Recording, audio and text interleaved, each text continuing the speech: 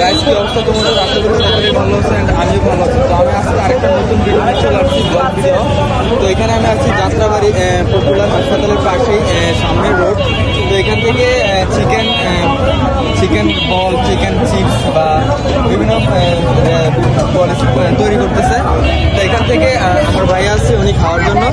তো ভাইয়াকে আমি জিজ্ঞেস করবো যে উনি কি খায় বা উনি কি জন্য কি অর্ডার করছে ওটা উনি বলবে। তো ভাই আপনি কি অর্ডার করছেন? দেখো ওইখানে দেখো, যে বল উনি বলতেছে যে চিকেন ফ্রাই, আলু চিপস বা অনেক কিছুই আছে। তো উনি আনবে একটা সময় শুধু লজ্জা পাইছে।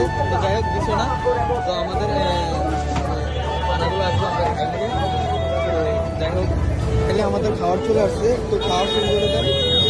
তো এখানে কি কি আছে? আলুর চিপস আর চিকেন। চিকেন আছে, আলুর চিপস আছে। তো গাইস